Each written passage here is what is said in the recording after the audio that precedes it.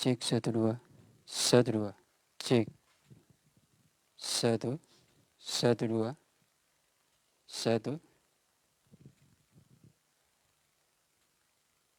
Satu dua. Cek. Satu dua. Cek.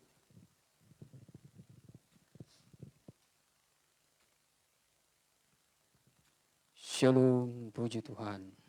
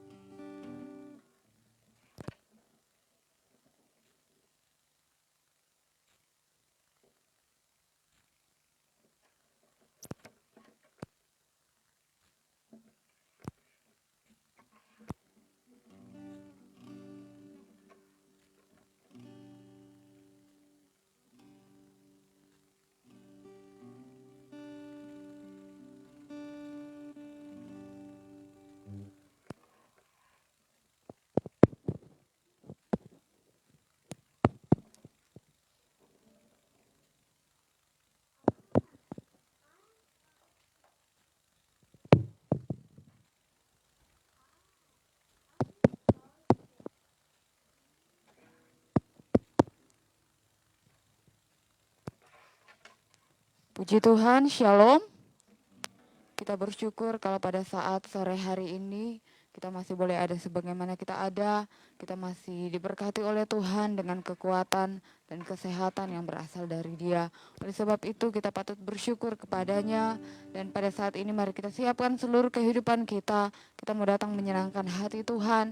Kita mau datang bersyukur atas segala kasih setianya dalam kehidupan kita. Kita nyanyikan pujian yang berkata, kasih Allahku sungguh telah terbukti. Dan jemaat Tuhan, mari kita bangkit berdiri. Kita nyanyikan pujian ini. Haleluya. Kasih Allahku sungguh telah terbukti ketika Dia serahkan anaknya.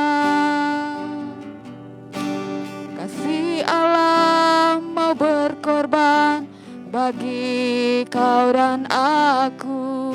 Tak ada kasih seperti kasih-Mu. Kasih Allahku sungguh telah terbukti. Kasih Allahku sungguh telah terbukti ketika Dia serahkan anaknya.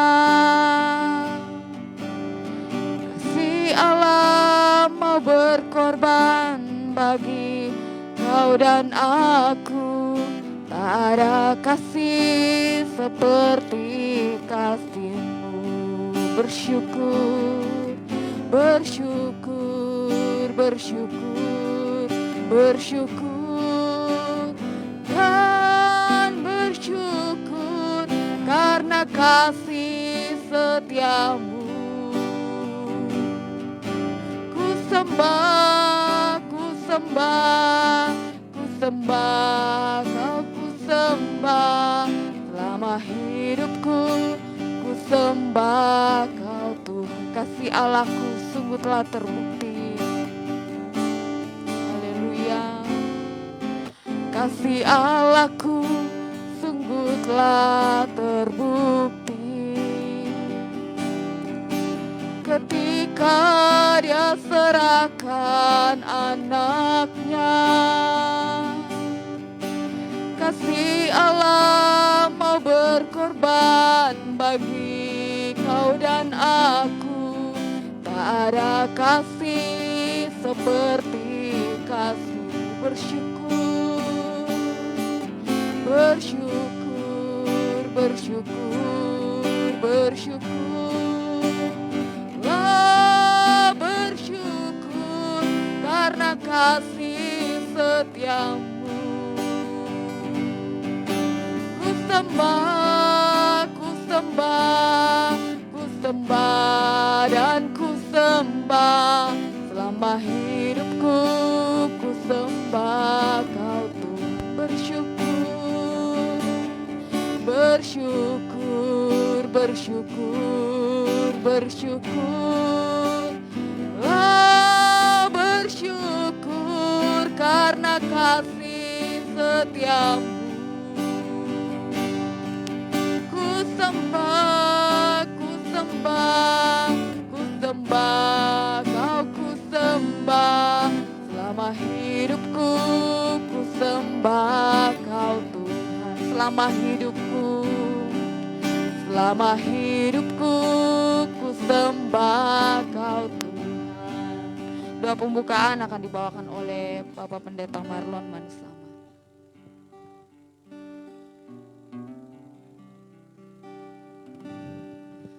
Haleluya. Bapa Surgawi, Allah yang begitu baik, terima kasih Tuhan atas kebaikan-Mu dalam kehidupan kami. Sehingga pada sore hari Tuhan kami bisa berkumpul kembali di tempat ini Tuhan, di rumah ibadah. Kami bersyukur atas kebaikan-Mu ya Tuhan. Engkau tak pernah meninggalkan kami Tuhan. Di sore hari Tuhan kami akan memulaikan ibadah kami ya Bapa. Biarlah Tuhan Kau pimpin ibadah kami dari permulaan, pertengahan hingga pada akhirnya.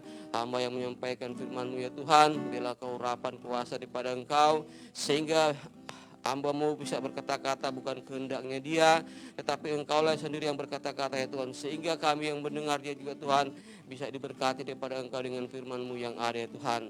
Segala permain kuasa gelap yang cuma mengganggu ibadah kami ya Tuhan, kami usir, tolak, hancurkan di dalam nama Tuhan Yesus Kristus. Engkau keluar darah yang berkuasa kini lai bisikin lai. Terima kasih Tuhan, kami akan mulai dan membuka ibadah kami pada sore hari ini hanya di dalam nama Tuhan Yesus Kristus. Haleluya, amin. Puji Tuhan, kita tetap bangkit berdiri. Ibadah kita sudah dibuka dengan doa pada saat ini. Kita akan memuji membesarkan nama Tuhan dengan puji-pujian kita. Kita nyanyikan pujian yang berkata, bangkit serukan nama Yesus.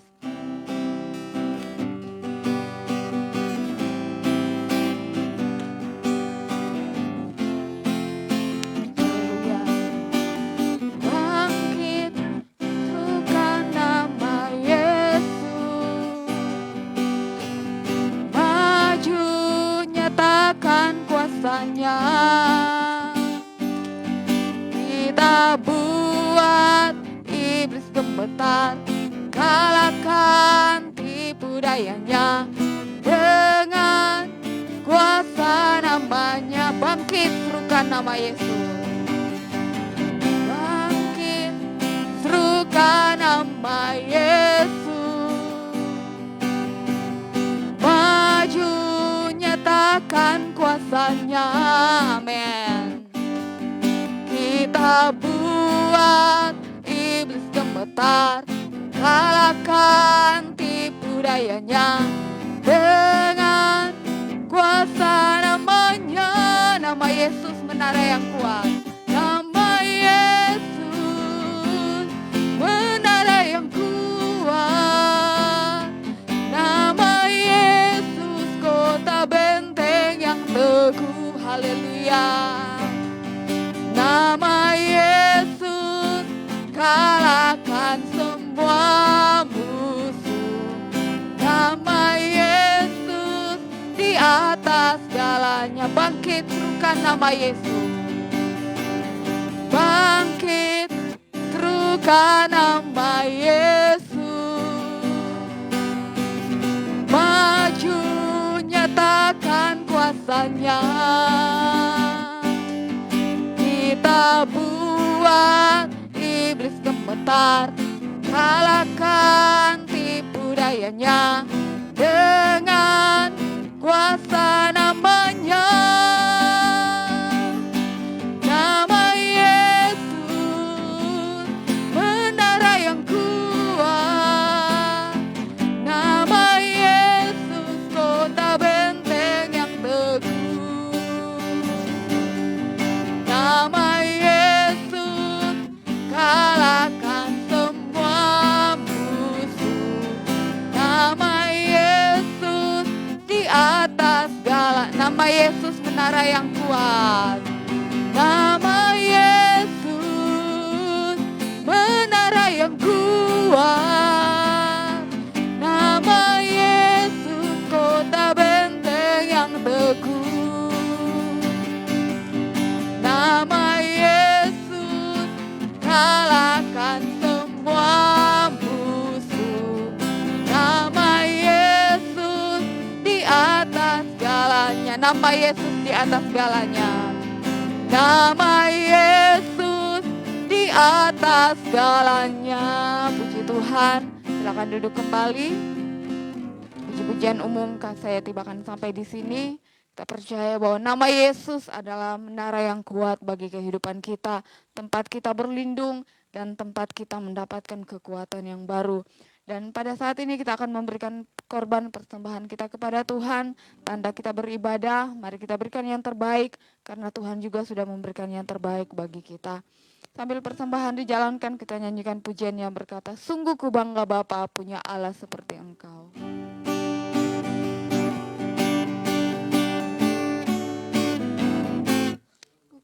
Bangga Bapa punyalah seperti Engkau. Sungguh ku bangga Yesus atas segala pengorbanan-Mu. Tak ingin aku hidup lepas dari kasih-Mu. kasih-Mu menyelamatkan dan beriku pengharapan. Ini ku persembahkan apa yang aku miliki. Memang tiada berarti bila dibanding dengan kasih-Mu.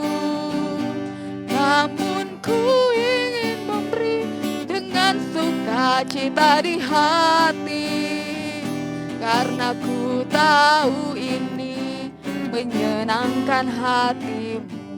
Tuhan, Tuhan memberkati setiap persembahan yang sudah kita berikan bagi Tuhan. Dan saat ini mari kita siapkan seluruh kehidupan kita, hati kita untuk diisi dengan kebenaran firman Tuhan. Karena kita butuh kekuatan dari firman Tuhan yang akan selalu menuntun kehidupan kita menuju kepada keselamatan yang Tuhan janjikan bagi kita. Kita nyanyikan pujian yang berkata, kasih yang terindah, hati yang mulia, hanya kutemukan di dalam-Mu Yesusku. Kasih yang terindah,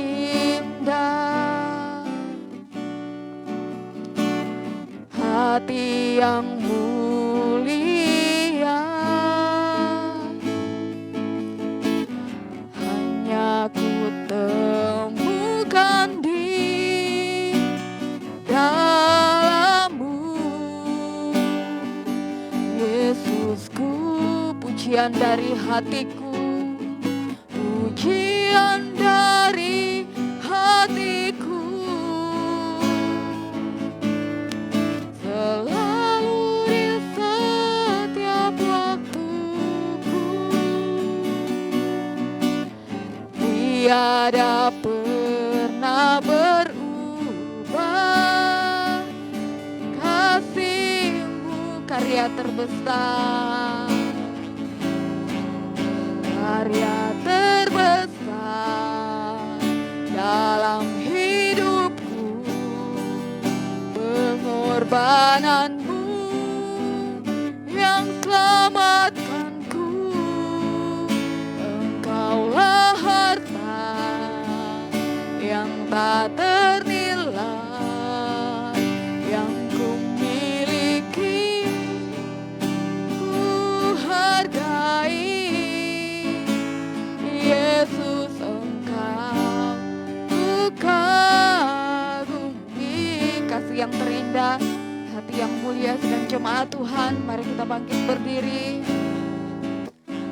Kasih yang terindah,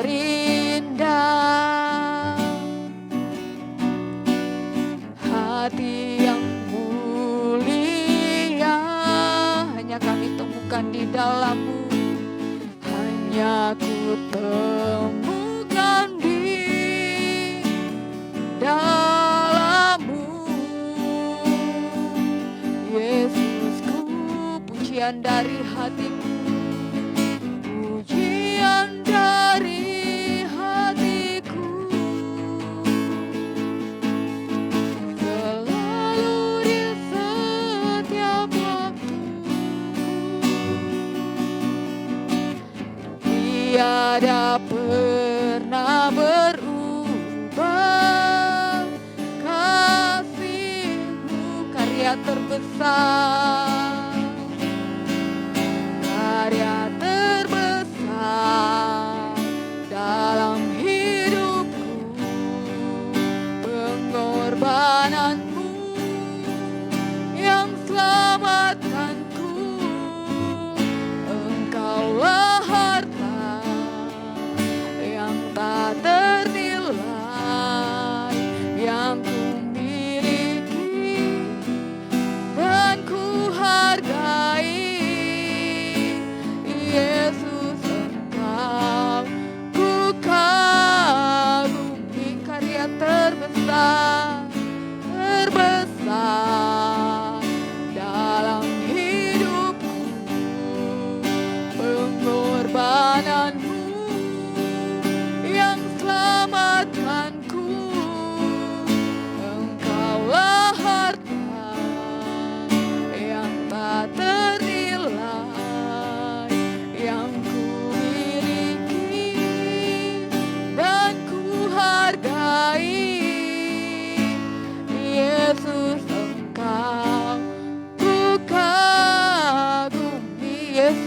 Engkau kagumi, ku kagumi. Pelayanan selanjutnya saya serahkan kepada hamba.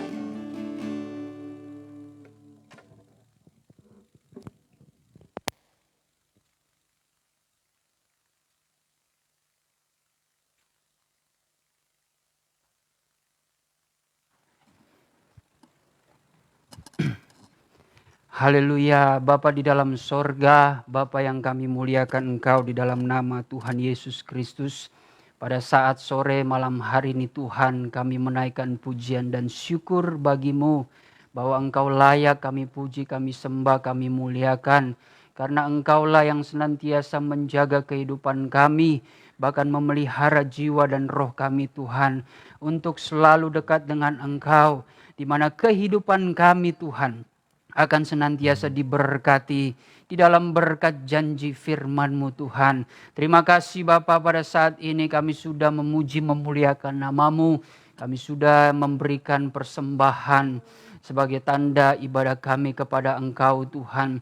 Biarlah Engkau Allah sumber pancaran berkat, akan mengembalikan berkat-berkat baru dari setiap pemberian kami.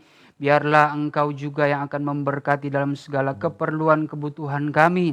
Berlimpah-limpah berkat jasmani, terlebih berkat rohani Tuhan yang senantiasa menguatkan iman kami. Terima kasih Tuhan Yesus, pada kesempatan ini kami rindu untuk belajar akan firman-Mu. Engkau nyatakan apa yang menjadi isi hati-Mu bagi kami semua, agar kami menjadi pribadi yang kuat di dalam menjalani kehidupan dengan mempertahankan kebenaran dalam hidup kami Tuhan. Agar setiap panggilan kami juga boleh senantiasa bercahaya di tengah-tengah dunia ini Tuhan. Kami boleh menjadi saksi-Mu Tuhan, menjadi terang-Mu, dan boleh menjadi berkat dimanapun kami berada.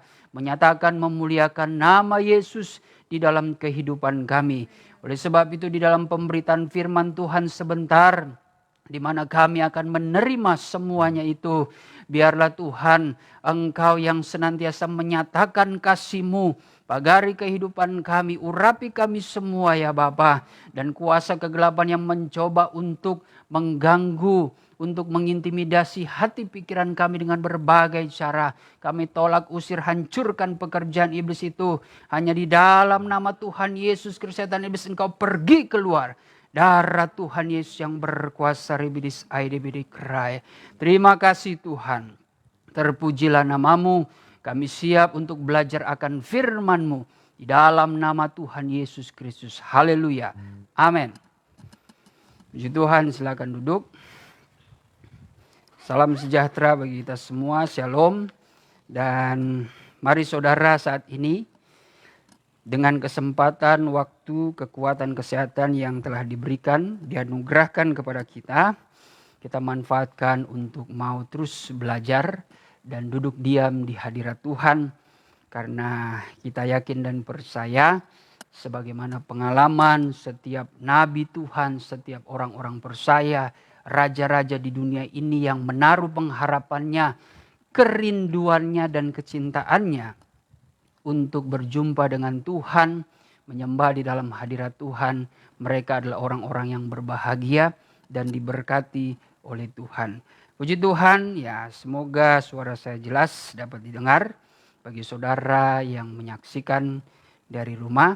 Dan tentu saudara yang mengikuti dari tempat ini sudah pasti jelas ya, walaupun tanpa mic sekalipun. Baik, mari kita buka firman Tuhan di dalam Injil Yohanes. Yohanes pasal yang pertama, ayat yang ke-20. Sebenarnya ya ini merupakan satu konteks, satu perikop mengenai kesaksian Yohanes tentang dirinya sendiri.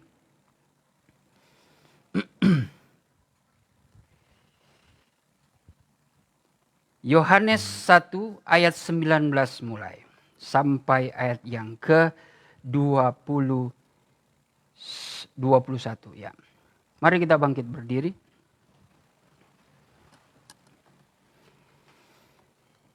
Saya membacakannya, saudara memperhatikan Demikian firman Tuhan. Dan inilah kesaksian Yohanes ketika orang Yahudi dari Yerusalem mengutus beberapa imam dan orang-orang Lewi kepadanya untuk menanyakan dia, "Siapakah engkau?"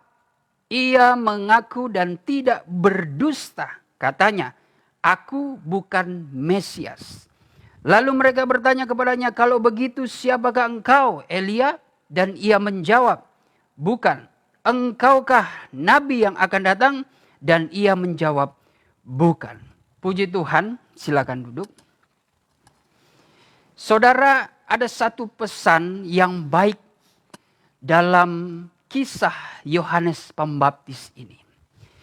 Walaupun dia adalah seorang nabi yang diutus oleh Tuhan, yang namanya ya tidak secara spesifik ya, nama yang disampaikan lewat nubuatan para nabi, tetapi bagaimana secara umum ya firman Tuhan menyampaikan lewat perantaran nabi dalam perjanjian lama bahwa ada seorang yang menyeru-nyerukan nama Tuhan supaya umat yang percaya itu datang kepada dia dapat memberi diri dibaptis. Karena yang diserukan oleh Yohanes Pembaptis ya adalah suatu jalan-jalan keselamatan. Itulah kenapa perjanjian lama nabi-nabi sudah bernubuat tentang kehadiran Yohanes Pembaptis ini. Dialah orang yang berseru-seru di padang belantara. Dialah yang menjadi pelurus jalan Tuhan, membukakan suatu jalan keselamatan. Nah, yang terpenting yang kita pelajari di dalam konteks ayat ini, saudara, ada beberapa perkara. Bagaimana Yohanes Pembaptis ini sempat disangka dia adalah seorang nabi, dia adalah Elia, dan terutama dia sempat dikirakan ya, atau disangka adalah Mesias. Tetapi Yohanes Pembaptis menjawab, "Aku bukan Mesias." Ada 3 perkara di sini. Pertama, dia mengaku bahwa dia bukan Mesias. Ya. Dia berbicara secara jujur, itu yang kedua. Yang ketiga, dia tahu dan sadar betul, saudara, bahwa yang dipercayakan kepada dia itu sebenarnya tidak lebih daripada seorang yang akan datang setelah dia, ya, yaitu Mesias yang sebenarnya. Dari 3 perkara ini menjadi pelajaran bagi kita sebagai anak-anak Tuhan, sebagai gereja Tuhan di akhir zaman. Bahwa pentingnya ada suatu pengakuan, ya. Pentingnya ada suatu sifat kejujuran. Pentingnya juga untuk percaya akan setiap pemakaian Tuhan dalam diri kita, ya. Tidak perlu kita ingin menjadi memakai pakaian orang, ingin menjadi sama seperti orang. Selama kita betul-betul sebagai anak-anak Tuhan, maka anugerah Tuhan, setiap kemampuan talenta yang Tuhan percayakan, kalau engkau memperlabakannya, kalau engkau dapat memeliharanya dengan sebaik-baiknya, sekalipun engkau tergolong orang yang katanya diberikan sedikit, ya, tetapi engkau pelihara itu baik-baik, maka engkau akan dipercayakan sesuatu perkara yang besar. Ya, tidak mesti banyak, saudara. Ya, percuma kalau banyak tetapi tidak digunakan, apalagi dimanipulasi. Nah, itu lebih berbahaya lagi. Saudara, ini menjadi suatu pesan bagi kita. Sebagai gereja Tuhan, kita bercermin dari kisah Yohanes Pembaptis. Yohanes Pembaptis bisa saja dia mengatakan, "Aku adalah Mesias."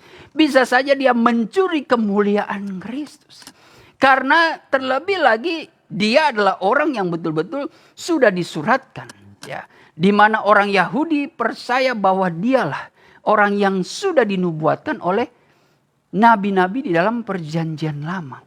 Banyak di hari-hari ini orang tidak bisa melakukan apa yang dilakukan oleh Yohanes Pembaptis. Seringkali banyak orang-orang percaya tidak percaya diri akan setiap anugerah yang Tuhan berikan. Ya, tidak percaya akan setiap talenta, tidak percaya akan jalan-jalan yang Tuhan sudah sediakan. Seringkali kita meragukan, bahkan ada yang merasa dirinya itu paling hebat. Sehingga ada roh persaingan dengan anak-anak Tuhan yang lainnya, dengan hamba-hamba Tuhan yang lainnya. Bahkan ketika mereka jatuh di dalam dosa, ketika mereka berbuat dosa, malahan mereka tidak ada pengakuan. Ini menjadi suatu penyakit ya. Penyakit rohani yang bisa membahayakan dirinya sendiri dan juga orang lain. Ya, penting bagi kita membawa diri kita ini untuk senantiasa memiliki pengakuan kepada Yesus Kristus yang adalah anak Allah. Ini adalah suatu sifat kerendahan hati. Dan itu akan mempengaruhi pelayanan kita, mempengaruhi segala pekerjaan, segala aktivitas kita. Kalau kita ada suatu pengakuan kepada Yesus Kristus adalah anak Allah, maka sesungguhnya berarti kita adalah orang yang akan tunduk terhadap firman Tuhan. Hati-hati bahwa Rasul Yohanes pun pernah mencatat, sesungguhnya sudah menyebar luas ke seluruh dunia para penyesat-penyesat yang tidak mengakui Yesus Kristus adalah anak Allah. 2 Yohanes pertama ayat yang ke-7.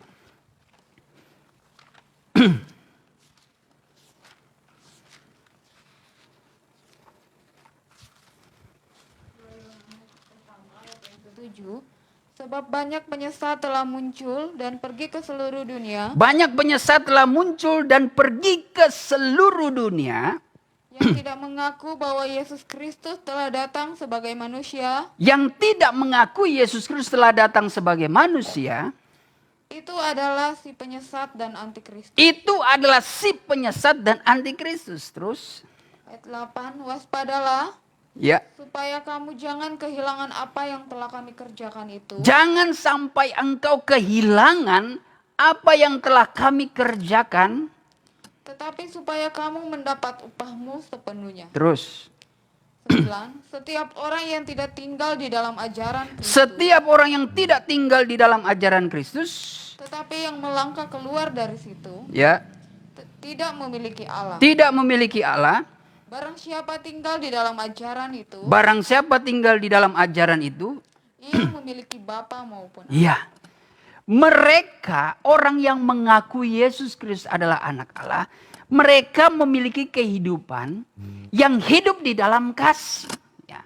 Itu yang terus dan terus kami tekankan. Ya.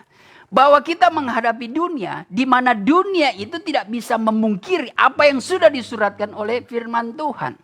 Mengenai semakin banyak orang yang murtad, maka kasih orang banyak.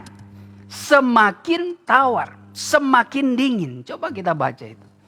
Itu menjadi suatu konteks apa yang diajarkan Tuhan Yesus kepada murid-muridnya tentang suatu keadaan akhir zaman. Di dalam Matius 24. Ayat yang ke-12 ya, kalau tidak salah. Matius 24 ayat 12.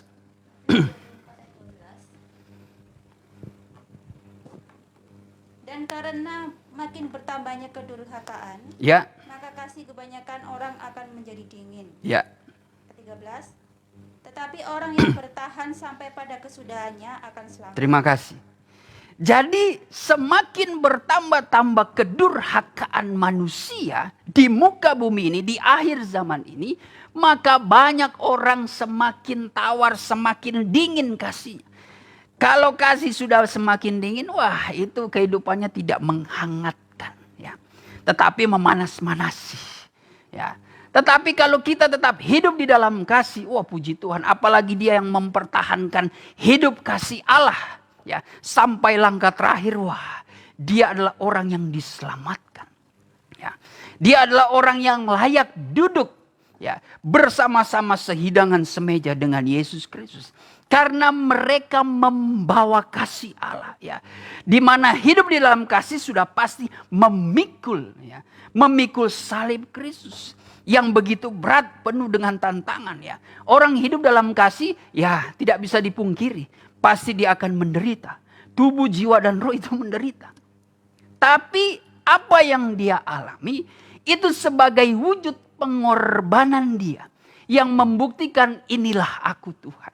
Aku begitu mengasihi engkau. Makanya apa yang engkau pernah pikul dahulu 2000 tahun lalu, karena aku begitu mengasihi engkau, aku pun menerima salib itu.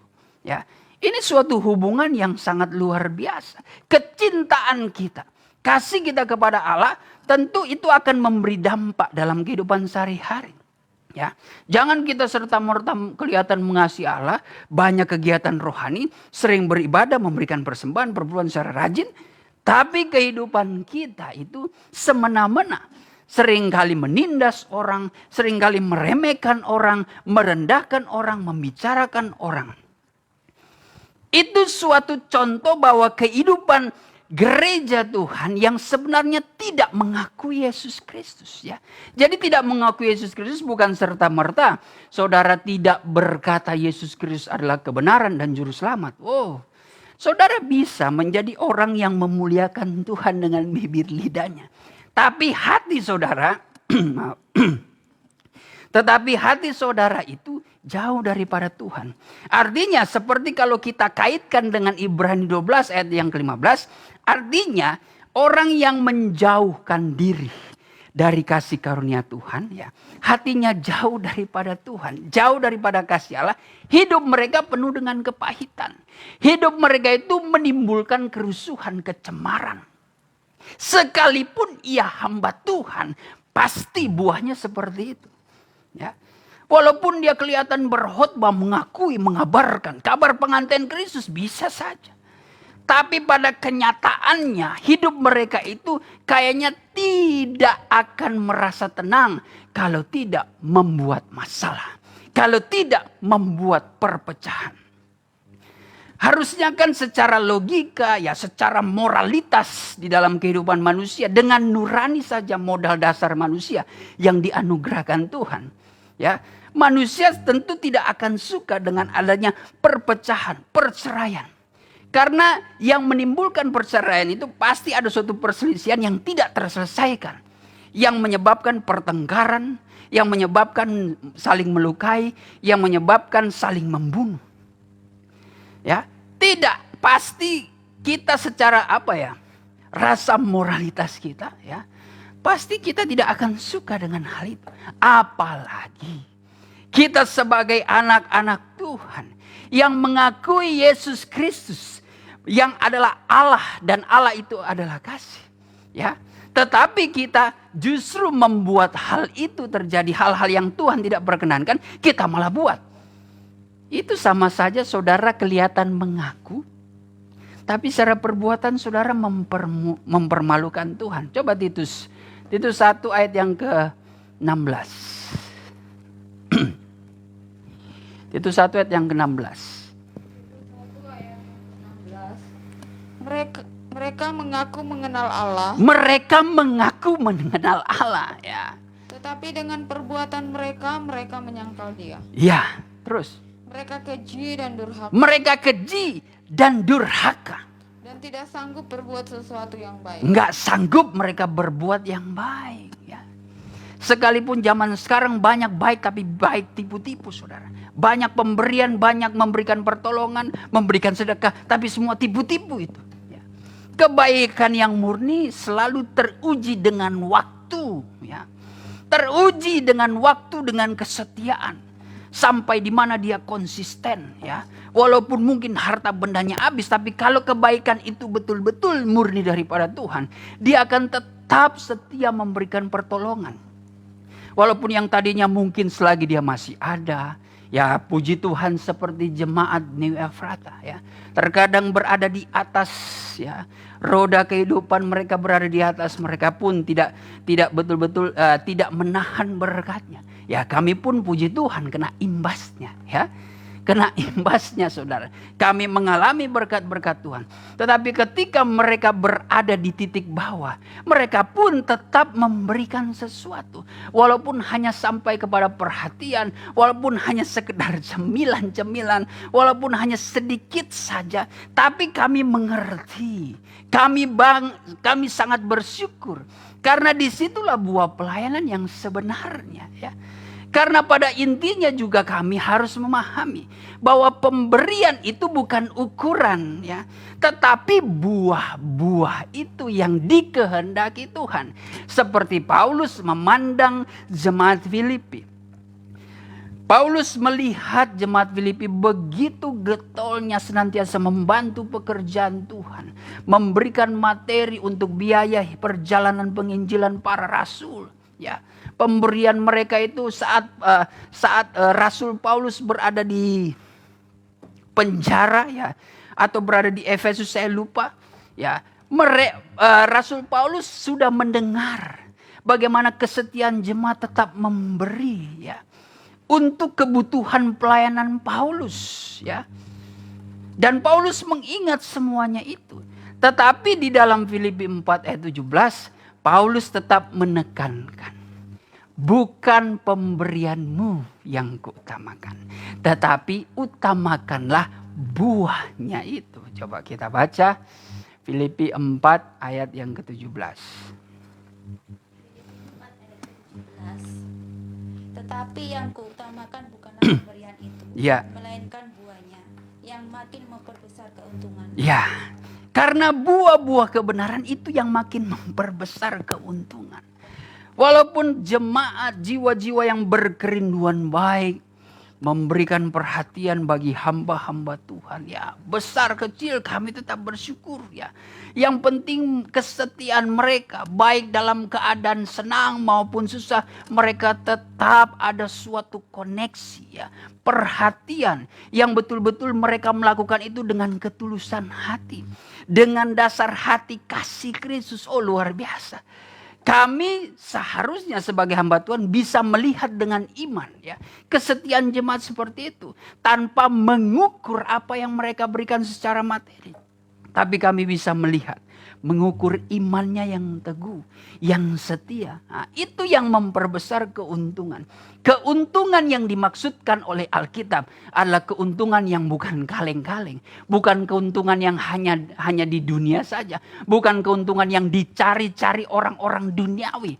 Yang hanya di dunia ini setelah mereka pergi dari dunia mereka binasa. Tidak. Keuntungan yang menjadi standar maksud atau arah Alkitab adalah mengenai kehidupan yang kekal ya, kesenangan yang abadi ya, kebahagiaan yang abadi ya, penghiburan yang tidak pernah habis saudara, tidak ada tangis, tidak ada ratap ya, tidak ada kesedihan di sana.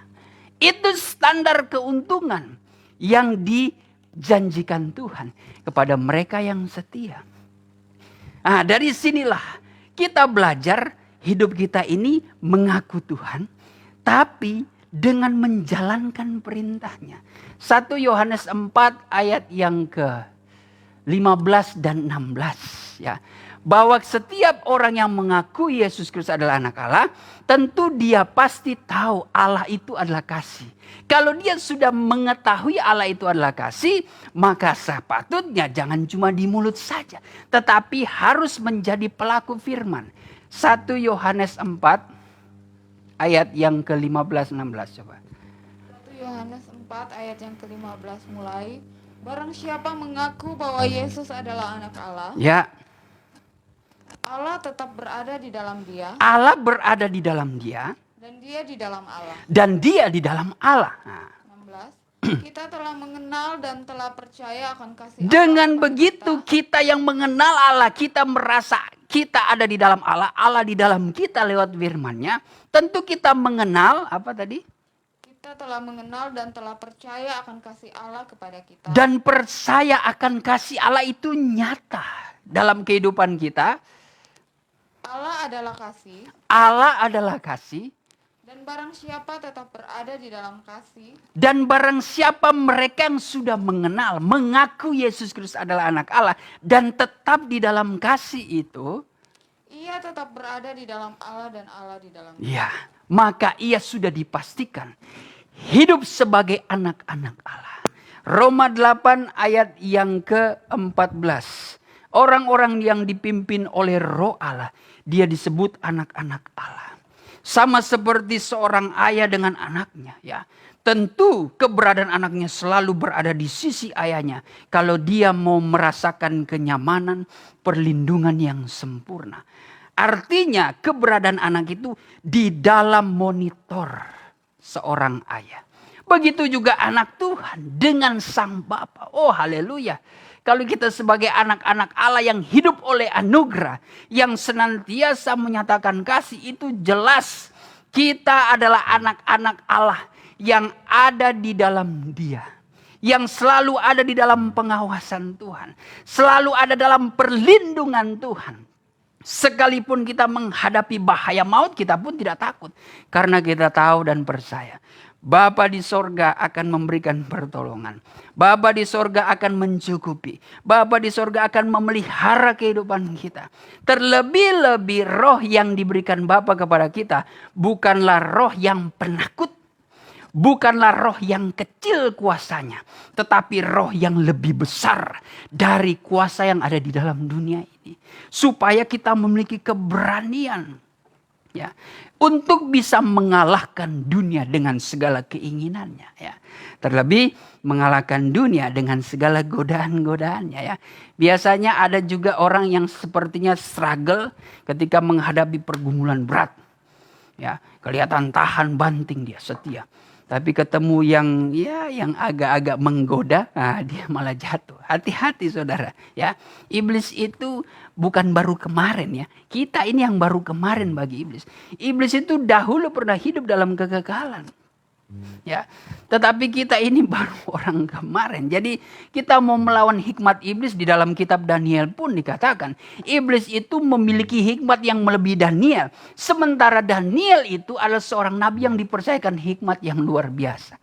Bayangkan sampai firman Tuhan pun mengakui keberadaan hikmat iblis. Artinya hikmat iblis ini dengan segala kelicikannya, ya. Hikmatnya itu begitu licik tapi untuk menjatuhkan, ya. Bukannya untuk membangkitkan, untuk menghidupkan, bukan. Tapi untuk membinasakan. Ada loh hikmat seperti itu. Nah, itu bisa terjadi dalam kehidupan kita. Jangan sampai kita memiliki hikmat setan, ya. Hikmat iblis itu adalah hikmat yang menyesatkan dan mencelakakan orang, ya. Hati-hati sebagai hamba Tuhan, anak-anak Tuhan, ya. Terkadang kita harus menguji setiap hati dan pikiran kita. Ada di masa-masa sulit, jangan sampai timbul ada rasa kelicikan dalam hati, ya. Kelihatan bijaksana, kelihatan penuh hikmat, tapi kita sebenarnya bertujuan untuk mencelakakan orang. Ya, apalagi orang yang kita benci, orang yang jahat kepada kita, dan kita ada kepahitan ingin membalas. Oh, hati-hati, ya. Jangan pakai hikmat, ya, hikmat iblis, tetapi hikmat Allah itu selalu mendamaikan, ya. Inilah kita kembali. Kalau kita mengakui Yesus Kristus sebagai anak Allah, tentu dalam perbuatan hidup kita pun jangan cuma sekedar teori. 1 Yohanes 3 ayat yang ke-18. Ya, ketika kita tinggal di dalam Allah, kita mengenal Allah adalah kasih, maka lakukanlah kasih itu. 1 Yohanes 3 ayat 18. Yohanes 3 ayat 18. Anak-anakku, marilah kita mengasihi bukan dengan perkataan. Anak-anakku, marilah kita mengasihi bukan sekedar perkataan Atau dengan lidah. Atau dengan lidah. Tetapi dengan perbuatan dan dalam kebenaran. Terima kasih. Tetapi dalam perbuatan dan kebenaran, ya. Jadi jangan cuma di mulut saja. Penting kita mengakui, ya. Dengan lidah kita, dengan mulut kita. Roma 10 ayat yang ke-9, 10, ya. Penting kalau kita mengakui Allah, ya, mengakui Tuhan, maka kita akan dibenarkan. Hati kita boleh percaya dan kita dibenarkan dan kita diselamatkan. Roma 10 ayat 9 dan 10. Ayat yang ke-9. Sebab jika kamu mengaku dengan mulutmu bahwa Yesus adalah Tuhan, Ya, dan percaya dalam hatimu bahwa Allah telah membangkitkan dia dari antara orang mati, ya, maka kamu akan diselamatkan. ya. Ulu karena dengan hati orang percaya dan dibenarkan, dan dengan mulut orang mengaku dan diselamatkan. Kalau kita mengaku Yesus Kristus, wah, saudara dengan mengaku saja ya, biasanya kan Yesus pernah mengajarkan apa yang meluap dari hati itu akan keluar dari mulut. Ya. Berarti ini ada suatu kaitannya. Hati dengan ucapan itu berkaitan ya. Jadi semestinya kalau kita pelajari, renungkan baik-baik. Jikalau kita mengaku dengan mulut, harusnya itu dari dasar hati kita. Kalau berbicara tentang hati, itu kan berbicara suatu seluruh kehidupan kita. Roma 4 ayat 23. Ya, firman Tuhan mengajarkan kepada umat yang percaya, supaya mereka senantiasa bisa memelihara hati mereka. Artinya hati yang sudah dikuduskan dengan firman Tuhan, agar dari dalamnya memancarkan kehidupan. Ya, kalau kita tidak bisa pelihara, kita tidak bisa menjaga hati kita dengan sebaik-baiknya, mengikuti kehendak daging kita, mengikuti segala keinginan dunia, mengikuti ego kita, pasti kehidupan kita betul memancarkan kehidupan, tapi kehidupan yang menghancurkan kehidupan orang lain, yang mencelakakan orang lain, yang menyesatkan orang lain. Tapi dalam konteks firman Tuhan, tentu pesan Tuhan di sini bermaksud hati yang berisi firman Tuhan itu dipelihara. Kembali lagi, inilah hati yang berisi firman dan anugerah Roh Kudus.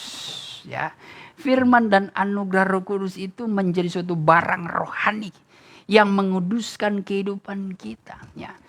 Firman dan kuasa Roh Kudus ini, anugerah-anugerah Roh ini sebagai penuntun, penghibur, penolong yang mengajarkan kita senantiasa, bahkan akan menyertai kita sampai kesudahan alam, saudara. Coba di dalam Yohanes 15 ayat yang ke ayat yang ke-15. Maaf ya, sebentar.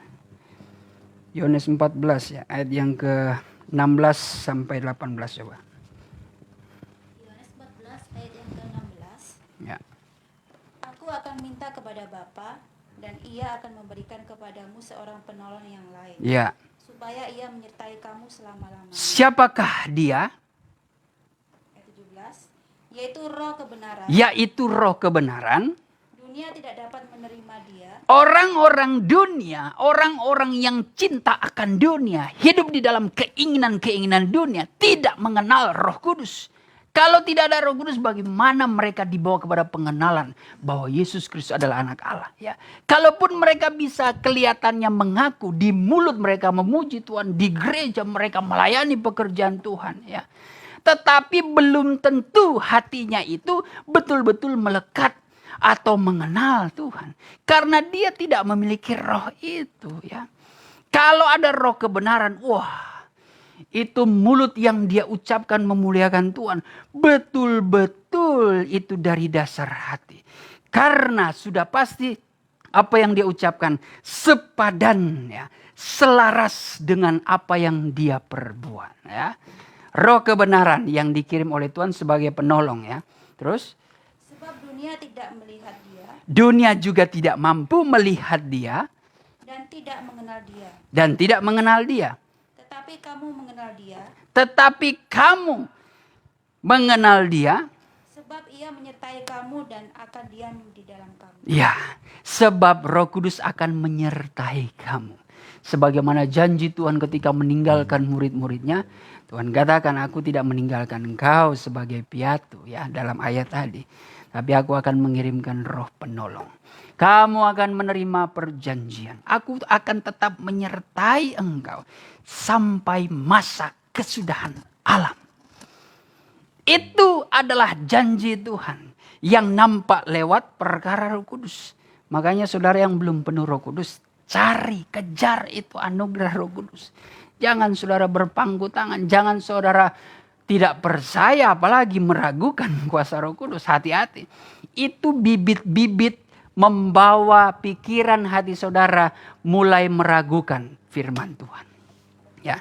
Ada orang yang sudah dengar firman Tuhan, orang yang kelihatan mengerti, mengangguk-angguk, tapi prakteknya nol. Ya, nol, ya. Ketika mau dilayani, ya, untuk baptisan Roh Kudus kabur dia. Ya, itu seperti saya dulu begitu.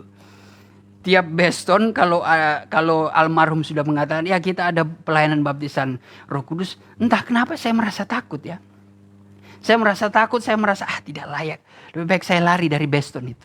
Ya, itu dulu saya seperti itu. Tapi entah bagaimana cara Tuhan menangkap saya, ya. Menangkap langsung dibawa ke Cisalak, ya. Haleluya, bertemu dengan ya hamba Tuhan desa, ya. Salah satu angkatan, ya. Kami ada 10 orang. Dan di dalam 10 orang itu, puji Tuhan, saya sebagai anak pendeta yang dikenal sebagai ya almarhum sebagai senior, sebagai ya karena beliau sudah meninggal, jadi bolehlah saya angkat-angkat sedikit. Yang dikatakan sebagai dedengkotnya kabar pengantin, Gesba, sebagai sesepuhnya, tapi belum penuh roh. Sudah umur 20-an lagi. Kemana aja selama ini? Ya, mau tidak mau saya jawab, biasa, anak muda. Ya, sejujurnya. Bahkan saya melihat teman-teman saya sudah dipenuhi dengan Roh Kudus, sudah memiliki karunia-karunia roh. Semakin tersisi saya. Semakin malu, semakin minder. Bagaimana ini? Betul enggak ini saya masuk di sekolah kita? Atau cuma ya kebetulan saja. Tapi puji Tuhan, ya sampai detik ini biarlah saudara yang menilai. Tapi saya boleh menyaksikan, ya, bagaimana hidup dalam kasih Allah memang tidak terselami. Tapi kasih Tuhan itu dapat diandalkan. Kenapa saya katakan dapat diandalkan? Karena ketika saya merasa susah hati, hanya ketika saya bersujud mengakui Allah. Ya. Artinya ketika kita mengakui Allah dalam doa kita, berarti kita ada penyerahan penuh. Kita berserah mempercayakan Tuhan, aku tidak kuat lagi. Tuhan, aku tidak sanggup lagi. Ya, terkadang lewat pencobaan itu cara Tuhan mendidik kita untuk sadar bahwa hidup kita itu tidak bisa berbuat banyak, ya, tanpa Tuhan, ya. Manusia kalau tidak diizinkan pencobaan terjadi, selalu angkat dada. Pasti itu merasa diri benar, merasa diri sanggup. Tapi kalau Tuhan izinkan pencobaan berat terjadi, disitulah yang membuat manusia tersungkur di hadapan Tuhan dan mengangkat tangan. Nah, kalau tidak seperti itu, akan senantiasa hidup dalam kesombongan dan keegoisan. Ya, tapi orang yang dewasa, ya, dia tahu bahwa kehidupannya itu tiada berarti, ya, tanpa Tuhan. Dia tahu dan dia akan selalu bersujud di hadapan Tuhan dalam keadaan susah maupun senang. Nah, itu orang yang dewasa. Artinya apa ya? Insting, ya, kedewasaannya, ya, panca inderanya itu memiliki suatu kepekaan, ya, akan posisi dia di hadapan Tuhan. Menyadari bahwa dia ini adalah kekasihnya Tuhan. Dia ini adalah anaknya Tuhan. Ya. Jadi dia tahu bahwa kehidupan dia itu betul-betul tidak bisa kalau tanpa Tuhan. Penting dia selalu melakukan hubungan dengan Tuhan. Ya. Selalu membangun mezbah doa. Selalu ada penyembahan dalam dirinya. Itu yang disebut penyembah-penyembah yang benar. Ya. Itu yang dewasa rohani. Kalau orang yang hidup dalam duniawi, ya, apalagi orang rohani bertabiat duniawi, waduh. Itu nyala redup itu. Itu bikin sakit kepala juga. Sakit kepala gembala sidang biasanya, ya. Kalau Tuhan tidak mungkin sakit kepala, ya, tetapi Tuhan bisa murka, ya. Karena mereka bisa menjadi orang-orang yang disebut penyesat.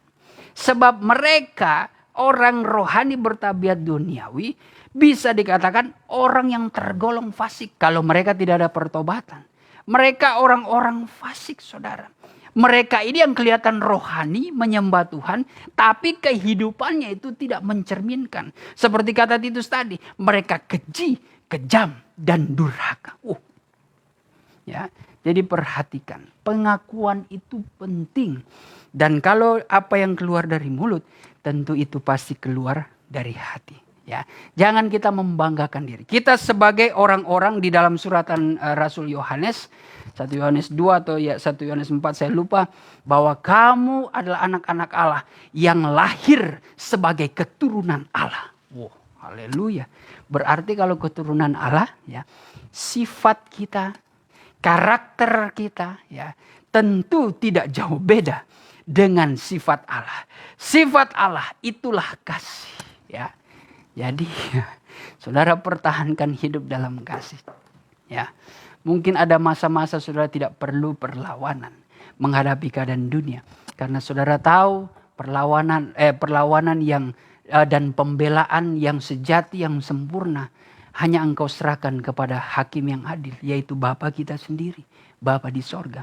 Kita hanya menjalankan tugas sebagai anak yang mengikuti tugas dari Bapa. Seperti Tuhan Yesus yang hanya menjalankan misi ke dalam dunia untuk mati.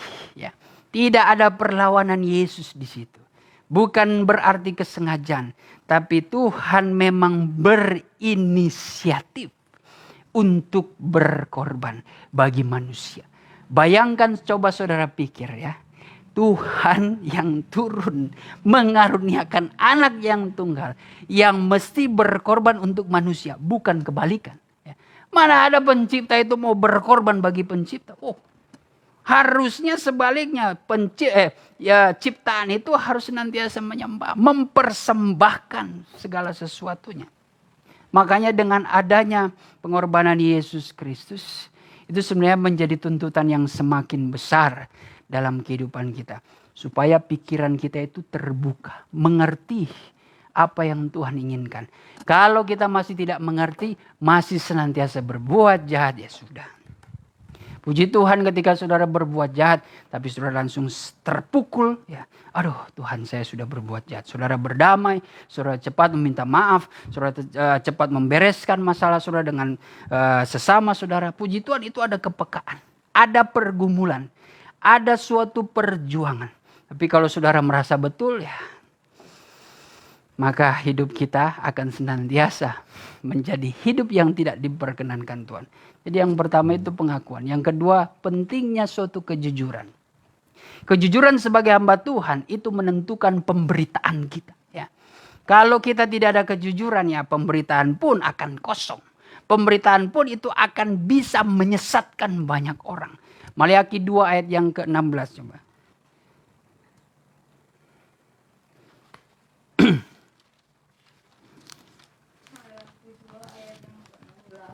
Sebentar ya. Takutnya salah. Ya, coba bacain. Apa itu bunyinya? Bukan. Maliaki 2 ayat yang ke-6. Ayat yang ke-6. Ya. Pengajaran yang benar ada dalam mulutnya. Sampai 7 ya. Pengajaran yang benar ada di dalam mulutnya. Dan kecurangan tidak terdapat pada bibirnya. Ya. Dalam damai sejahtera dan kejujuran ia mengikuti aku. Ya. Dan banyak orang dibuatnya berbalik daripada kesalahan. Orang yang hidup dalam damai sejahtera dan kejujuran, dalam ketulusan, ya bibir yang tidak penuh dengan dusta, itu menyelamatkan orang. Terus 7. Sebab bibir seorang imam memelihara pengetahuan. bibir seorang imam, bibir seorang hamba Tuhan yang melayani umat yang percaya, apa? Memelihara pengetahuan. Dan orang mencari pengajaran dari mulutnya. Ya, orang akan mencari pengajaran yang keluar dari mulutnya karena dia berkata sesuai dengan ilham Roh. Tidak dia tambah, tidak dia kurang-kurangi. Terus? Sebab dialah utusan Tuhan semesta alam. Ya, terima kasih. Sebab dialah utusan Tuhan semesta alam. Penting bibir kita itu bibir yang bersih. Ya. Sikap kita itu dengan suatu tanda kejujuran. Wah, kalau kita betul-betul hidup dalam kejujuran, ya, kalau tidak salah dalam kitab Mazmur itu Allah yang menjadi pembelanya. Ya. Kalau kita hidup dalam kejujuran, terkadang kejujuran itu tidak enak ya. Terkadang kejujuran itu tidak enak. Tapi dengan kejujuran itu justru kita bisa menyelamatkan nyawa seseorang. Kita bisa menyelamatkan orang, ya, jiwa-jiwa itu dari cengkraman dunia ini, ya. Karena kita menyatakan kebenaran, dalam hal menyatakan kebenaran. Jadi pelayanan hamba-hamba Tuhan harus menjaga kejujuran. Pelayanan bukan sekedar pelayanan di mimbar. Pelayanan itu bagaimana melayani suamimu, melayani istrimu, melayani anakmu, melayani gembala sidang, melayani jemaat, ya, melayani orang tua kita. Harus jujur, saudara, ya, dengan bibir yang bersih, ya. Dengan begitu orang akan melihat, wah, ini bisa dipercaya perkataannya, ya. Terlebih kalau dia jujur, nah itu sama seperti Ayub. Kita akan dipuji oleh Tuhan. Kalau sudah pujian itu datang daripada Tuhan, apapun yang saudara minta, apapun yang saudara ingin lakukan, dengan saudara meminta kepada Allah, oh Tuhan pasti sediakan. Pasti, karena Tuhan pun percaya kepada kita, ya. Karena lihatlah hambaku ini, Marleon Manusama. Dia orang yang hidup jujur di dalam melayani pekerjaan Tuhan. Ya, apa yang kau minta, ya, pasti akan kuberikan. Itu bisa dilakukan Tuhan, ya. Makanya kita yang kedua, bagaimana hidup dalam kejujuran. Yang ketiga, tentang bagaimana kita menyadari akan pemakaian kita, ya. Pemakaian kita lewat anugerah, lewat talenta, karunia-karunia. Biarlah apa yang Tuhan sudah berikan, kita pertahankan, kita jalankan. Barang siapa yang melayani, ya, barang siapa diberikan karunia melayani, biarlah dia melayani. Barang siapa yang diberikan karunia untuk bernubuat, biarlah dia lakukan itu dengan iman. Sebagai ayat-ayat terakhir, ya. Saya lupa itu ayat di mana, ya. Sebentar. Roma 12 ayat yang ke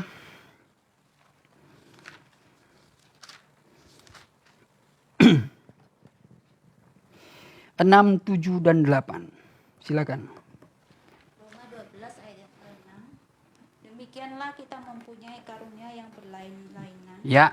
Menurut kasih karunia yang dianugerahkan kepada kita. Ya. Jika karunia itu adalah untuk bernubuat. Jika karunia itu adalah untuk bernubuat, Baiklah kita melakukannya sesuai dengan iman. kita lakukan itu sesuai dengan iman, ya, bukan sesuai dengan kehendak hati atau pikiran kita, ya. Lakukan dengan iman, artinya ada kesungguh-sungguhan, ya, di dalam kita menyembah Tuhan, ya.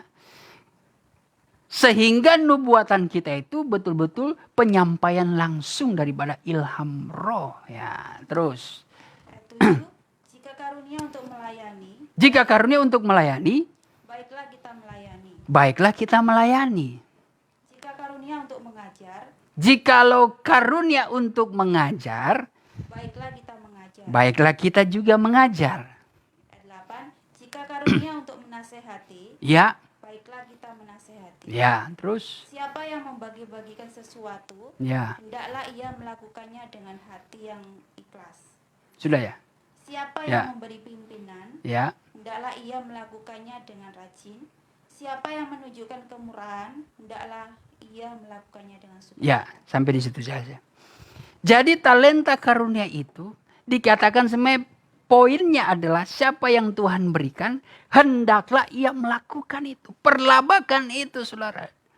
Di dalam 1 Petrus 2 ayat 10, ya. Sebagai bendahar yang baik. Coba minta tolong. 1 Petrus 4 ayat 10 kayaknya.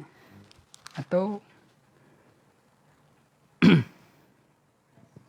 ya, 1 Petrus 4 ayat 10. 11. 1 Petrus 4 ayat yang ke-10. Layanilah seorang akan yang lain, Ya. sesuai dengan karunia yang telah diperoleh tiap-tiap orang. Layanilah seorang akan yang lain sesuai dengan karunia, ya. Jadi jangan ada yang cemburu. Waduh Tuhan, dia itu punya karunia nubuatan, penglihatan, reba lagi bisa pergi ke aras. Tuhan, aku mau seperti dia. Enggak usah cemburu. Kalau engkau dipercayakan hanya satu karunia, jalankan itu, saudara. Itu adalah pemberian Tuhan. Tuhan tahu segala perkara, ya. Jadi kalau engkau cemburu, ya yang ada karuniamu yang dicabut. Karena engkau sudah ada benih-benih kesombongan, keangkuhan ya. Baiklah dia yang memiliki karunia menjalankan, melayani seorang akan yang lain. Terus sebagai pengurus yang baik dari ya, salinan lama mengatakan sebagai bendahar yang baik. Kalau salinan baru sebagai pengurus. Kita harus pelihara, urus baik-baik itu karunia. Jangan saudara simpan cuma karena perasaan tidak enak. Oh ada ibu gembala, oh ada anak hamba-hamba Tuhan yang lain yang lebih senior. Biar ya, biarlah aku ngalah-ngalah saja. Ya aku berdamai kepada Tuhan. Apalagi yang sering terjadi dalam jemaat. Aduh, tadi saya habis berkelahi ya dengan suami saya, berkelahi dengan orang tua saya. Ya, aku berdamai ya. Ketika minggu depan ada alasan lagi. Aduh, tadi di jalan aku sempat emosi sama pengendara motor. Minggu depan lagi begitu. Ya. Artinya kalau kita tidak menyadari itu sudah siasat setan. Ya, semestinya silakan duduk dulu. Semestinya kalau kita betul-betul melakukan kesalahan ketika kita mau beribadah kepada Tuhan, kita berdamai saja di saat kita menyembah Tuhan, menyerah dengan sungguh-sungguh yakin dan percaya. Allah yang ampunya karunia, dia tahu, dia menilik hatimu. Kalau engkau menyembah tanpa pikiran apapun, tanpa ingin dikenal, tanpa ingin dihormati, tanpa ingin supaya dilirik orang, dipuja-puji, tapi engkau betul-betul menyembah. Di dalam penyembahanmu engkau merendahkan diri. Engkau mengakui kesalahan yang beberapa sekian menit tadi dalam perjalanan ketika masih di rumah. Tapi engkau menyembah dengan bersungguh-sungguh karena engkau betul-betul ingin menghormati hadirat Tuhan. Tuhan pakai. Tuhan bisa bersuara ya. Tuhan itu tidak seperti manusia ketika engkau bersungguh-sungguh udah minta maaf, udah minta ampun, ya udahlah nanti aja. Engkau baru tadi melakukan kejahatan, aku ingat. Tuhan tidak seperti itu. Tuhan tidak sepicik dan sekotor pikiran kita. Ya. Kalau kita ada situasi seperti itu, percayalah, itu intimidasi daripada iblis. Ya, puji Tuhan kalau engkau memang betul-betul merasa rendah diri, ya. Tapi minggu depan jangan engkau terus-terusan seperti itu. Sampai berbulan, sampai bertahun-tahun. Ya. Akhirnya mungkin kita berpisah ketemu lagi. Oh kemana ini karunia? Ya. Nanti kalau Tuhan cabut betul, nah, saudara mau nangis darah. Tidak Tuhan berikan. Ya. Makanya perjuangkan itu. Dalam keadaan apapun ya. Ya, puji Tuhan, hamba Tuhan Tesa ya. Berkat dorongan ya, berkat anugerah Tuhan, harus betul-betul yakin, berani, percaya untuk bernubuat. Ya, dalam keadaan apapun seperti Paulus pernah mengatakan, sampaikanlah firman Tuhan dalam keadaan siap atau tidak siap keadaannya. Ini menggambarkan situasi juga. Walaupun situasi mungkin ya di pedesaan, kelihatan orang tidak ada anugerah ya. Tapi kalau seumpama hamba Tuhan Tesa dengan Maron cukup itu 2-3 orang. Ya kalau bersungguh-sungguh, terkadang kita merasa malu ya kalau di antara kelompok yang takutnya nggak ngerti ini kenapa, jangan-jangan dia kerasukan lagi. Ya. Jangan dia kemasukan Nyi Roro Kidul lagi. Ya. Mungkin kan pikiran orang awam kalau di pedesaan seperti itu biasanya. Ya. Tapi kita yakinkan itu. Ya. Itu pasti tantangan juga. Dalam penginjilan juga cerita-cerita dulu seperti itu senior-senior. Banyak orang yang merasa meragukan ini orang kenapa? Ya. Sedangkan di dalam di loteng Yerusalem apa yang terjadi? Orang menganggap orang-orang ini kerasukan setan ya. Orang ini betul-betul mabuk. Dianggap orang yang mabuk ya, ngelantur sana sini karena berbicara yang aneh-aneh ya. Tapi itulah cara Tuhan meyakinkan mereka ya. Makanya kita harus betul siap atau tidak siap. Ya jujur saja terkadang pelayanan kami juga seperti itu. Kadang kunjungan beberapa tempat ya. Kita terkadang melihat keadaan, wah sepertinya cuma jemaat inti saja nih yang punya. 2, 3, 4 orang. Tapi kebanyakan orang yang tidak mengerti ya akan karunia. Pasti ada pikiran, jangan ada penyembahan. Ya jujur saya seringkali saya mencoba berdamai kepada Tuhan. Karena saya tidak mau nanti kami pun yang jadi apa ya? Jadi hilang imannya ya. Jadi tidak percaya diri. Akhirnya penyembahan kita pun tidak serius ya. Tetapi ya kalau dipikir-pikir ya Kita memang harus betul-betul siap tidak siap keadaannya beritakan firman Tuhan itu. Lewat karunia nubuatan, lewat karunia melayani, karunia menasihati, karunia untuk berkhotbah. Tetap sampaikan. Yang penting di mana 2-3 orang. Ya. Itulah pakaian kita ya. Jangan ada kecemburuan. Ketika kita ada kecemburuan, waduh, sudah. Itu bisa terjadi antara Kain dan Habel. Dalam pekerjaan kita juga, marilah kita memposisikan diri. Memposisikan diri kita. Kalau Tuhan sudah percayakan engkau ya di bidang tertentu, ya engkau di jabatan tingkat tertentu, jangan engkau cemburu melihat anak Tuhan yang lainnya ya. Jangan engkau cemburu melihat orang lain ya. Tidak perlu cemburu. Artinya selama engkau menjalankan pekerjaan usahamu dengan setia. Jangan terintimidasi dengan engkau sebagai pengusaha. Terintimidasi dengan pengusaha-pengusaha yang lainnya. Yang kelihatan cepat sekali. Ya, akhirnya hasil tipuan semua. Ya, banyak orang yang tertipu ingin menjadi kaya. Ternyata mereka terjerat oleh cara-cara orang-orang yang tidak bertanggung jawab. Yang ingin mencari keuntungan ya. Ya ini sebenarnya adalah suatu sifat yang mencoba untuk memakai pakaian orang lain. Ya saya tidak tahu ya.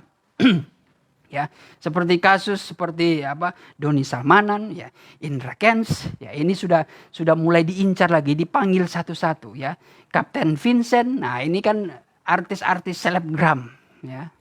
Selebgram ya di medsos, di TikTok, ya itu mulai dipanggil satu persatu ya. Dimana di dalam kasus trading ya.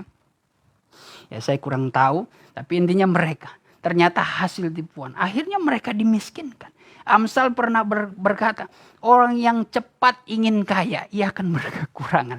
Tapi orang yang sedikit demi sedikit, ya, dia mengumpulkan harta itu semakin berlimpah-limpah. Ya, percayalah, kembali akan firman Tuhan.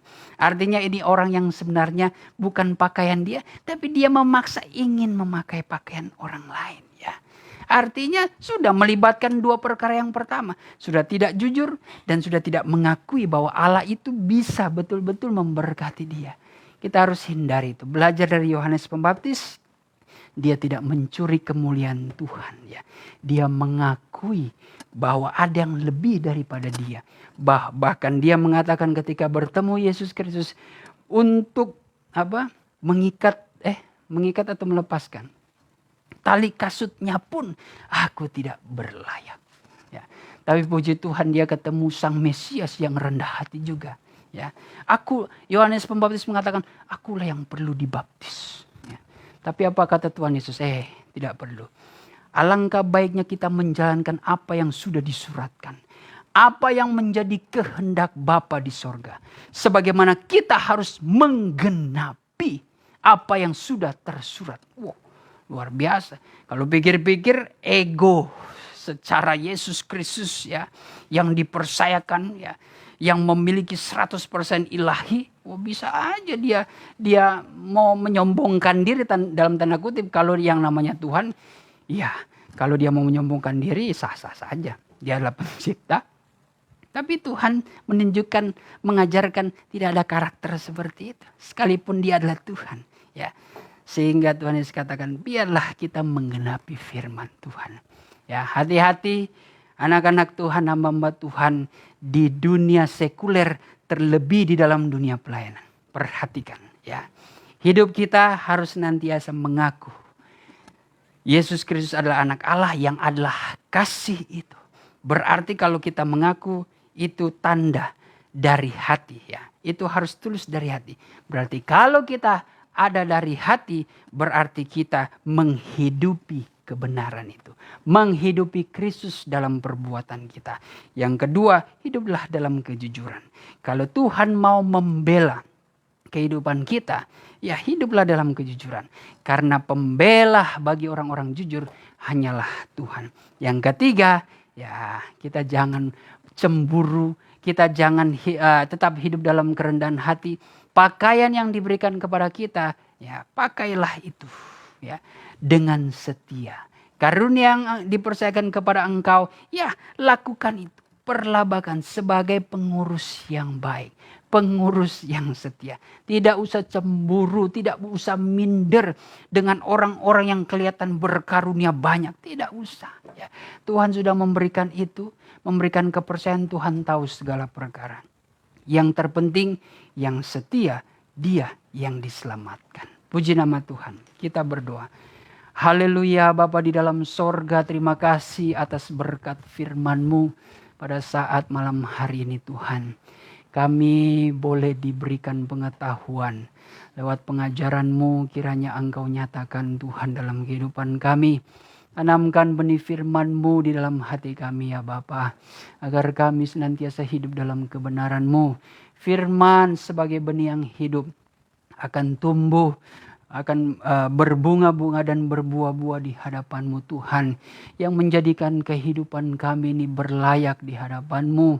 Kami boleh menjadi alat kebenaran-Mu ya Bapa, menyampaikan pesan kasih sejahtera yang daripada-Mu, sukacita sorga yang begitu berlimpah dalam kehidupan kami. Terima kasih Tuhan, setelah kami bersekutu lewat firman-Mu, kami rindu Tuhan untuk menyembah Engkau dalam roh dan kebenaran. Segala bentuk kuasa kegelapan yang mengintimidasi dengan berbagai cara menghambat setiap penyerahan kami hancurkan, kami tolak, usir semua di dalam nama Tuhan Yesus Kristus. Setan iblis, engkau keluar. Darah Tuhan Yesus yang berkuasa redis air lebe dikrai. Terima kasih Tuhan, kami siap menyembah Engkau. Dalam nama Tuhan Yesus Kristus kita bangkit berdiri. Haleluya, haleluya. Yesus terlebih besar, Yesus terlebih besar di dalamku, di dalamku.